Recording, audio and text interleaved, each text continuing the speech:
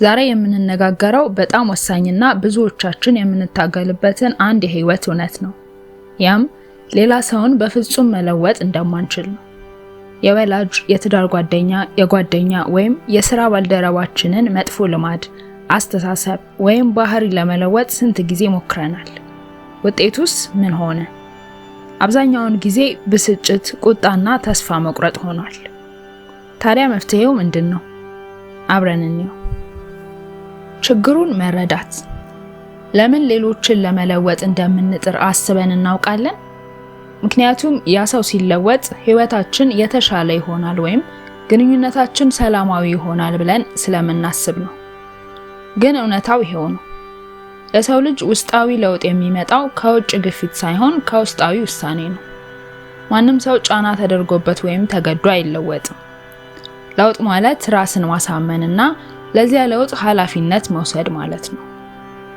እኛ የምናደርገው ጥረት፣ ትምህርት፣ ማስጠንቀቂያ ወይም ልመና ሁሉ ያ ሰው ራሱን ለመለወጥ ዝግጁ ካልሆነና ካልፈለገ ከንቱ ድካም ነው።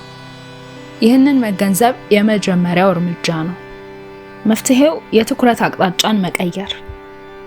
ታዲያ ተስፋ እንቁረጥ ማለት ነው? በጭራሽ። እዚህ ጋር ወሳኙ ነጥብ ያለው ትኩረታችንን ከሌላው ሰው ላይ ወደ ራሳችን ማዞር አለብን። ሌላውን ሰው መለወጥ ካልቻልን መለወጥ የምንችለው አንድ ነገር ብቻ ነው። የኛን ምላሽ፣ የኛን አመለካከትና ከዚያ ሰው ጋር ያለንን ግንኙነት የምንመራበትን መንገድ።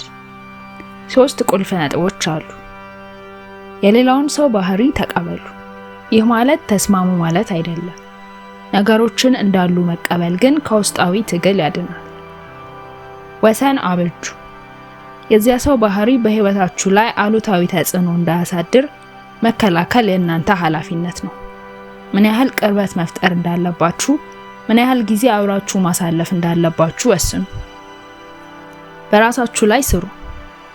ኃይላችሁን ሌላውን ሰው በመኮነን ወይም በመገሰጽ ከማባከን ይልቅ በራሳችሁ ዕውቀት፣ ክህሎትና ደስታ ላይ አተኩሩ። እናንተ ስታድጉ በዙሪያችሁ ያሉ ሰዎችም እንዲለወጡ ሳታውቁት ምክንያት ትሆናላችሁ። የተሳሳቱ አመለካከቶች። ሌሎችን ለመለወጥ ስንሞክር በውስጣችን የተሸሸጉ አንዳንድ የተሳሳቱ አመለካከቶች አሉን። እነዚህን ማፍረስ አለብን። የተሳሳተ አመለካከት 1. ፍቅር ይበልጣል። ብዙዎቻችን በቂ ፍቅር ከሰጠው ወይም ከወደድኩት ይለወጣል ብለን እናስባለን። ፍቅር የለውጥ መነሻ ሊሆን ይችላል፣ ግን የለውጥ ምክንያት አይደለም። አንድ ሰው ቢወደድም መጥፎ ልማዶቹን ለመተው ዝግጁ ላይሆን ይችላል። የሰው ልጅ ፍላጎትና የራስን ህይወት የመምራት መብት ከየትኛውም ፍቅር ይበልጣል። 2ኛው ትዕግስትና ግፊት ማድረግ። ከበድ አድርጌ ከገፋሁት ወይም በትዕግስት ከጠበቅኩት ይለወጣል ብለንም እናምናለን። በእርግጥ ትዕግስት አስፈላጊ ነው። ነገር ግን ይህ ማለት የሌላውን ሰው መጥፎ ባህሪ ለዘለቄታው መታገስ ማለት አይደለም። ግፊት ደግሞ ብዙ ጊዜ ተቃውሞንና ግትርነትን እንጂ ለውጥን አያመጣም። 3ኛው እኔ ብቻ ነኝ የምችለው የሚል አስተሳሰብ። አንዳንድ ጊዜ እኛ ብቻ ያንን ሰው ማዳን ወይም ማስተካከል የምንችል ይመስለናል። እውነት አይደለም። ይህ አስተሳሰብ በጣም አድካሚ ነው። እናም ሰውየው የራሱን ኃላፊነት እንዳይወስድ እንቅፋት ይሆናል። ማንም ሰውን ማዳን አይችልም። ማንኛውም ሰው ራሱን ማዳን ያለበት በራሱ ፍላጎትና በራሱ ጥረት ነው። ራስን መጠበቅና እንክብካቤ። አሁን ትኩረታችሁን ሙሉ በሙሉ ወደ ራሳችሁ አዙሩ። የሌላውን ሰው ልማድ ለመለወጥ ስንታገል ብዙውን ጊዜ ራሳችንን መጉዳታችንን እንዘነጋለን። ራስን መጠበቅ ማለት ራስ ወዳድነት አይደለም። የእናንተ ስሜታዊ፣ አእምሯዊና አካላዊ ጤንነት ከማንኛውም ግንኙነት በላይ መቅደም አለበት። ስሜታዊ ርቀትን መፍጠር። የእነዚያ ሰዎች ባህሪ ስለ እናንተ ማንነት የሚናገረው ነገር የለም። የእነርሱ ስሜትና ችግሮች ተሸካሚ መሆናችሁን አቆሙ። ስሜታዊ ርቀትን መፍጠር ስትጀምሩ የእነርሱ አለመቀየር የሚያመጣው ብስጭት ይቀንሳል። የኃይል ምንጮችን ማግኘት። ያንን ሌሎችን ለመለወጥ ያጠፋችሁትን ኃይል አሁን ወደ ራሳችሁ መልሱት። አዲስ ክህሎት ተማሩ። ከምትወዷቸው ሰዎች ጋር ጊዜ አሳልፉ።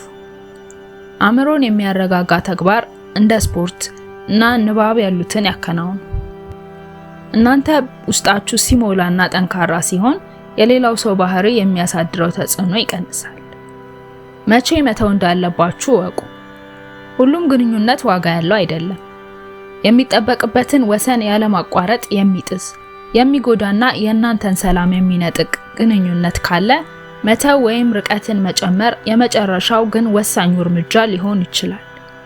ጤናችሁና ደህንነታችሁ ሁል ጊዜ ቅድሚያ ሊሰጣቸው ይገባል። ህይወት የሚያስተምረን ትልቁ ትምህርት የኛ ኃላፊነት እኛን ብቻ መለወጥ እንደሆነ ነው። ሌሎችን መውደድና ማበረታታት እንችላለን። ለለውጥ የሚሆን በር ከፍተን ማሳየትም እንዲሁ።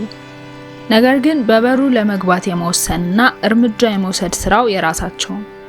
ይህን እውነት መቀበል ከብዙ ብስጭት ያድናችኋል፣ ሰላምን ያጎናጽፋችኋል።